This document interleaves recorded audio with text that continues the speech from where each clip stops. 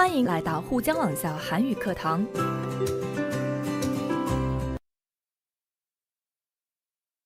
안녕하세요, 여러분. 신선생님입니다. 오늘은 하숙비 반을 돌려주셔야지요 라는 제목으로 선생님과 같이 대화와 관련어를 공부해보도록 하겠습니다. 여러분도 이렇게 하숙비나 집세를 다시 돌려받기 위해 주인과 이야기해 본 적이 있나요? 그런 상황에서 문제가 잘 해결됐나요? 그럼 우리 책 110쪽의 그림을 같이 보면서 이런 상황에 대해서 좀 더 이야기해 봅시다. 왼쪽 글 보면 하숙집에 사는 사람이 주인에게 하숙비를 돌려달라고 하는데 계약 위반이라고 했네요. 이 상황에서 계약 위반은 처음에 하숙집에 들어올 때 하숙비를 얼마로 한다던가 언제까지 살기로 한다던가 이렇게 지키기로 미리 정한 약속을 지키지 않았다는 말입니다. 그럼 오른쪽 그림을 볼까요? 오른쪽 그림에서는 반대로 집주인이 집을 빌려 살고 있는 사람에게 갑자기 집을 비워달라고 하는 상황이네요. 사실 계약 기간이 6개월이나 남아서 앞으로 6개월을 더 살 수 있는데 갑자기 집에서 나가라고 하는 것은 계약 위반이 되겠죠. 여러분도 이렇게 그림에서처럼 집주인과 계약 문제 때문에 어떤 문제가 생긴 적이 있나요? 그 문제를 어떻게 해결했습니까? 그럼 우리 책 110쪽의 대화를 한번 공부해 볼까요? 리에 씨와 하숙집 아주머니의 대화입니다. 리에 씨가 갑자기 하숙집을 옮겨야 하는 상황이라서 이미 낸 하숙비 문제에 대해서 하숙집 아주머니와 이야기하고 있습니다. 대화를 듣기 전에 선생님이 몇 가지 질문을 할게요. 첫 번째 질문. 리에 씨는 왜 하숙집을 옮기려고 합니까? 두 번째 질문. 아주머니는 하숙비 얼마를 돌려주겠다고 했습니까? 세 번째 질문. 리에 씨는 왜 이번 달 하숙비의 반도 돌려달라고 했습니까? 그럼 이제 먼저 본문의 대화를 한번 들어볼까요? 아주머니, 제가 다음 주부터 아르바이트를 하게 되어서 아르바이트 하는 곳 가까이로 하숙을 옮기려고 해요. 그렇게 일을 하고 싶어 하더니 정말 잘 됐다. 그동안 정들었는데 섭섭하네. 저도 그래요. 그동안 잘해주셨는데. 그런데 제 하숙비 남은 것 좀 돌려주셨으면 해요. 그래야지. 지난달에 3달치를 한꺼번에 냈으니까 2달치를 빼고 1달치를 돌려줄게. 오늘이 15일이니까 이번 달 것도 반은 돌려주셔야지. 그렇지 않으면 새 하숙집 하숙비를 낼 수 없어요. 그럴 때는 미리 말을 했어야지. 그랬으면 나도 빨리 새 하숙생을 구하고 얼마나 좋았겠어? 잘 들으셨나요? 그럼 조금 전에 선생님이 질문한 것을 대답해 볼까요? 우리 같이 확인해 봅시다. 첫 번째 질문. 리에 씨는 왜 하숙집을 옮기려고 합니까? 네, 맞아요. 아르바이트를 하게 되어서 아르바이트 하는 곳 가까이로 하숙을 옮기려고 한다고 말했습니다. 여기에서 아르바이트 하는 곳 가까이는 아르바이트 하는 곳 근처라고 바꾸어서 말할 수 있겠죠? 두 번째 질문. 아주머니는 하숙비 얼마를 돌려주겠다고 했습니까? 네, 맞아요. 1달치를 돌려주겠다고 했죠.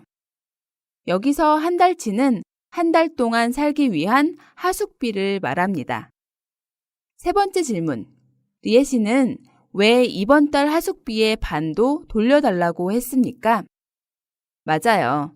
이번 달 하숙비의 반을 돌려주지 않으면 새 하숙집 하숙비를 낼 수 없다고 말했죠. 여기까지 대화를 듣고 내용을 간단하게 살펴봤는데요. 자, 그럼 우리 대화의 내용과 표현을 하나씩 자세히 살펴볼까요? 먼저 리에 씨가 하숙집 아주머니에게 하숙집을 옮기려고 한다는 상황을 설명하고 있네요. 아주머니, 제가 다음 주부터 아르바이트를 하게 되어서 아르바이트 하는 곳 가까이로 하숙을 옮기려고 해요. 리에 씨가 아르바이트를 시작하게 됐는데 그 장소가 지금 살고 있는 하숙집에서 좀 먼가 봐요. 그래서 아르바이트 하는 곳 근처로 이사를 하려고 한다고 아주머니에게 이야기하고 있네요. 여기에서 가까이는 어떤 지역이나 지점에서 거리가 짧은 곳을 의미하는데요. 근처와 비슷한 말이고 멀리와 반대 의미입니다. 리에 씨의 말을 듣고 아주머니가 이렇게 대답합니다. 그렇게 일을 하고 싶어 하더니 정말 잘 됐다. 그동안 정들었는데 섭섭하네. 이 대화를 보면 하숙집 아주머니도 리에 씨가 아르바이트를 하고 싶어 했고 계속 아르바이트 기회를 찾고 있었다는 것을 알고 있었네요. 그래서 아주머니도 리에 씨가 아르바이트를 찾았다는 말에 정말 잘 됐다고 축하해 주고 있습니다. 그러면서 리에 씨가 이사를 간다고 하니까 헤어지기 아쉽다고 이야기하고 있어요. 여기에서 정들다는 정이 깊어지다의 의미입니다. 是感情加深的意思. 섭섭하다는 무엇인가 만족하지 않고 아쉬운 느낌을 이야기합니다. 遗憾的意思. 아주머니의 말을 듣고 리에 씨가 하고 싶은 용건을 이야기합니다. 저도 그래요. 그동안 잘해주셨는데. 그런데 제 하숙비 남은 것은 좀 돌려주셨으면 해요. 리에 씨도 하숙집을 떠나는 것이 조금 아쉬운가 봐요. 그러면서 아주머니가 잘해주셨는데 라고 말했는데 잘해주다는 아주 많이 사용되는 표현인데 무슨 뜻일까요? 잘해주다는 다른 사람에게 친절하게 마음을 다해서 대하다의 의미입니다. 是对人好的意思. 하숙집 아주머니가 리에 씨에게 친절하고 다정하게 잘 대해준 모양이에요. 이렇게 서로 헤어지는 것에 대해 아쉬운 마음을 나누고 리에 씨가 하숙비에 대해 조심스럽게 이야기를 꺼냅니다. 리에 씨가 하숙비를 매달 내지 않고 미리 몇 달치를 낸 것 같아요. 그래서 남은 하숙비를 다시 받기 원한다고 공손하게 요청하고 있습니다. 这里的남다是剩下留下的意思. 어떤 것이 다 해결되지 않고 나머지가 그대로 있게 되다의 의미인데요. 이미 주인에게 낸 하숙비 중에서 아직 살지 않은 앞으로의 기간 동안의 하숙비를 이야기합니다. 남다는 여러 가지 의미를 가진 중요한 단어인데요. 좀 더 정리해 볼까요? 我们一起来整理一下吧. 1번. 그 사람 얼굴이 기억에 남는다. 여기에서 남다는 잊혀지거나 없어지지 않고 뒤에까지 전해진다는 의미입니다. 是没有被遗忘的意思. 2번. 수업 후에 교실에 혼자 남아서 공부를 했다. 여기에서 남다는 다른 사람과 함께 다른 곳에 가지 않고 혼자서 그대로 남아 있다는 의미입니다. 指的是独自留下来的意思. 3번. 음식 장사는 크게 남는 장사가 아니다. 여기에서 남다는 이익이 생기다의 의미입니다. 这里的남다表示有盈余的意思. 그럼 다음 대화도 계속해서 볼까요? 아주머니가 이야기합니다. 그래야지. 지난달에 3달치를 한꺼번에 냈으니까 2달치를 빼고 1달치를 돌려줄게. 먼저 어휘를 보면 3달치의 치는 값을 의미합니다. 세 달치는 세 달의 하숙비를 이야기하는 거죠. 그럼 두 달치는 두 달의 하숙비, 한 달치는 한 달의 하숙비가 되겠네요. 그리고 한꺼번에는 모두 다 동시에의 의미입니다. 또 빼다는 무슨 뜻일까요? 여기에서 빼다는 일정한 수량이나 분량에서 얼마를 덜거나 내어놓다의 의미입니다. 这里的빼다是扣除的意思. 빼다는 또 다른 의미도 있는데요. 좀 더 살펴볼까요? 그는 잠자는 시간을 빼고는 거의 공부만 한다. 이 문장에서 빼다는 제외하다의 의미입니다. 그는 책꽂이에서 소설책 한 권을 빼어 들었다. 여기에서 빼다는 어떤 장소에서 끼어 있거나 박혀 있던 것을 밖으로 나오게 하다의 의미입니다. 민수는 고향에 내려간다고 하니까 이번 모임에서 빼자. 이 문장의 빼다는 다른 사람들을 참여시키지 않거나 제외하다의 의미입니다. 빼다 동사의 다양한 의미도 한번 잘 정리해 두세요. 하숙집 아주머니가 말한 내용을 정리해보면 아주머니는 리에 씨가 지난달에 낸 세 달치의 하숙비에서 두 달치를 제외하고 한 달치의 하숙비를 돌려주겠다고 말하고 있어요. 자, 아주머니의 말을 듣고 리에 씨가 뭐라고 했을까요? 오늘이 15일이니까 이번 달 것도 반은 돌려주셔야지. 그렇지 않으면 새 하숙집 하숙비를 낼 수가 없어요. 리에 씨는 오늘이 15일이니까 한 달이 다 지나지 않았고 그래서 남은 15일 동안의 하숙비도 돌려받고 싶어 하는 거예요. 그러면서 꼭 그렇게 돌려줘야 하는 이유를 설명하고 있습니다. 리에 씨는 남은 15일치의 하숙비를 돌려받지 않으면 새로 이사하는 하숙집의 하숙비를 낼 수 없다고 이야기했는데 여기에서 우리가 배운 문법을 사용했네요. 이번 달 하숙비의 반을 돌려주셔야지. 그렇지 않으면 새 하숙집의 하숙비를 낼 수 없어요. 라고 말했네요. 그럼 아주머니의 반응도 한번 볼까요? 그럴 때는 미리 말을 했어야지. 그랬으면 나도 빨리 새 하숙생을 구하고 얼마나 좋았겠어? 아주머니가 뭐라고 말한 건가요? 리에 씨처럼 몇 달치 하숙비를 미리 내고 아직 살 기간이 남아있는 상황에서 중간에 갑자기 이사를 가게 되면 그런 일이 생기기 전에 미리 이야기를 해 주었으면 좋았을 거라고 이야기하고 있습니다. 만약에 미리 이야기해 주었으면 빨리 새로운 하숙생을 구할 수 있었으니까 아주머니 입장에서는 손해를 보지 않을 수 있잖아요. 그래서 그랬으면 나도 빨리 새 하숙생을 구하고 얼마나 좋았겠어? 라고 였으면 고 얼마나 좋았겠어요? 문법을 사용해서 이런 상황이 된 것을 매우 아쉽다는 느낌으로 말하고 있네요. 아주머니의 반응이 어때요? 사실 아주머니도 좀 당황스러운 상황이 된 것 같죠? 리에 씨도 아르바이트를 갑자기 구하게 돼서 이사할 수밖에 없는 상황도 이해가 되지만 하숙집 아주머니의 입장에서 보면 갑자기 이사를 나가면서 그 달치 나머지 하숙비도 돌려달라고 하는 요구를 받았기 때문에 좀 힘들 것 같네요. 여러분은 어떻게 생각하세요? 지금까지 대화의 내용과 대화에서 나오는 표현들을 공부해 봤는데요. 그럼 이제 계약과 관계 있는 어휘도 같이 한번 정리해 봅시다. 먼저 책에 있는 어휘의 의미를 살펴볼까요? 첫 번째 단어는 계약입니다.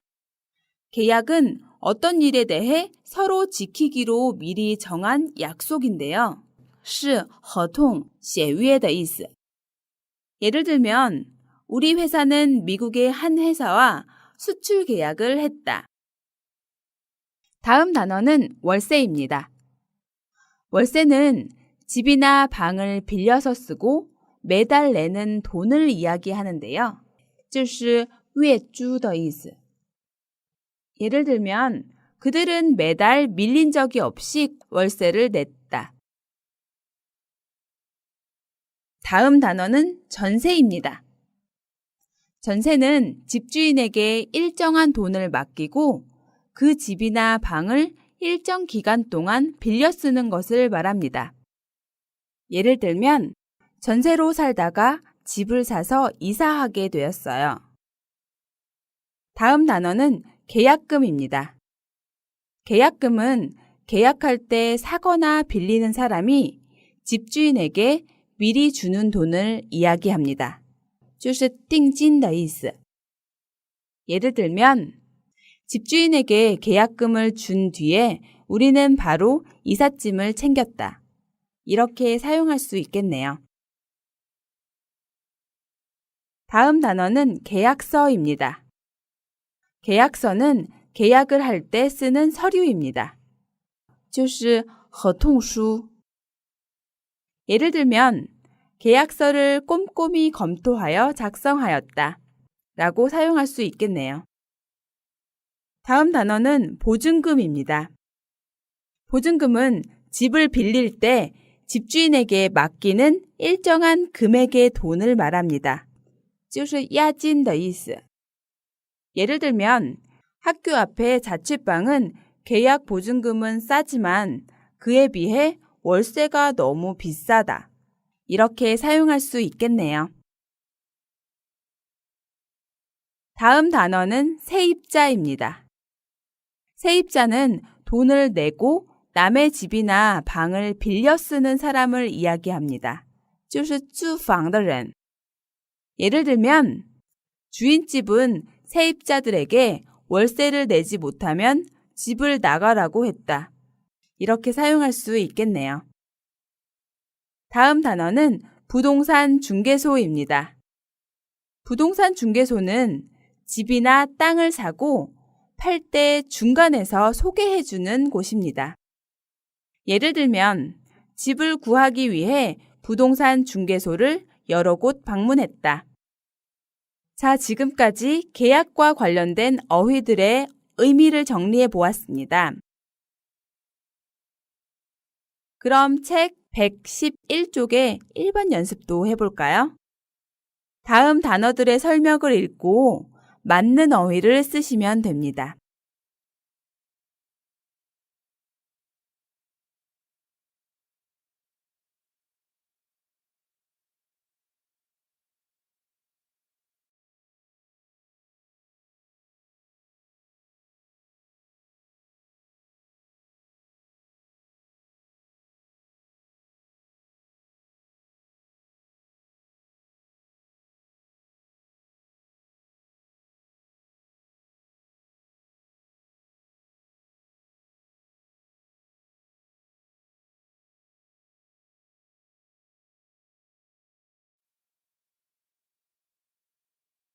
(1번) 집을 빌리거나 사겠다고 미리 정한 약속, 계약, 계약할 때 쓰는 서류, 계약서, 집이나 방을 빌려 쓰고 매달 내는 돈, 월세, 돈을 내고 남의 집이나 방을 빌려 쓰는 사람, 세입자, 집을 빌릴 때 집주인에게 맡기는 일정한 금액의 돈, 보증금,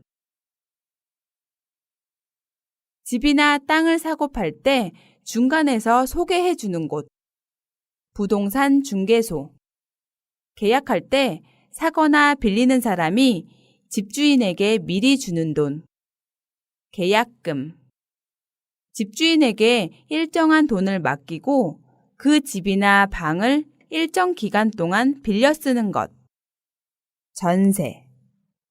이렇게 쓰면 되겠네요. 자, 그럼 2번 연습도 해볼까요?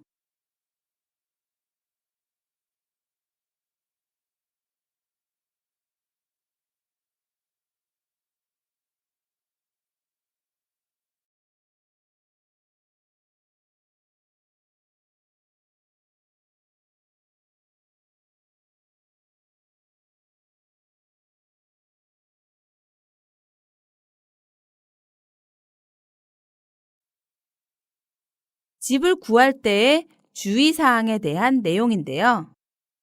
선생님과 같이 읽으면서 빈칸에 들어갈 어휘를 찾아서 써볼게요. 집을 구할 때의 주의사항. 1번. 전세나 월세를 구할 때는 시세보다 값이 많이 싼 방은 피하십시오. 시세보다 값이 싼 방은 문제가 있는 방이 많습니다. 시세는 그 시기에 물건의 값을 의미합니다. 就是市况的意思. 2번. 월세 계약은 1년으로 하십시오. 전세는 계약 기간이 보통 2년이지만 월세는 2년보다 1년으로 계약하는 것이 편리합니다. 3번. 전기세, 수도세, 관리비 등을 꼼꼼히 확인하고 그 내용을 계약서에 넣어서 작성하십시오. 꼼꼼히는 차분하고 조심스럽게 라는 뜻이고 작성하다는 서류 같은 것을 만들다의 의미입니다. 4번. 인터넷에 나오는 부동산 중개소의 광고 내용을 그대로 믿지 마십시오. 객관적으로 단점을 이야기해 주는 집주인이나 부동산 중개소는 없습니다. 그 집에 세를 들어 살고 있는 세입자에게 직접 물어보는 것도 좋은 방법입니다. 그대로는 바꾸지 않고 그것과 똑같이 라는 의미로 原样的意思. 또 객관적으로는 제3자의 입장에서 사물을 보거나 생각해서의 의미입니다. 就是客观的意思. 또 세를 들다는 돈을 내고 다른 사람의 집이나 방을 얻어서 들어가서 살다의 의미인데요. 그래서 세를 들어서 사는 사람을 세입자라고 합니다. 네, 글을 읽으면서 빈칸에 들어갈 어휘들을 잘 찾았나요? 여기까지 대화와 어휘를 모두 살펴봤는데요. 여러분, 집 계약과 관련된 어휘를 많이 공부했네요. 조금 익숙하지 않아서 좀 어렵게 느껴지겠지만 잘 정리해 두시면 아주 유용한 단어들입니다. 我们来做个小练习吧。 오늘은 여기에서 마치도록 하겠습니다. 여러분, 오늘 배운 것을 꼭 정리해 두었다가 복습하시기 바랍니다. 그럼 다음 시간에 또 만나요.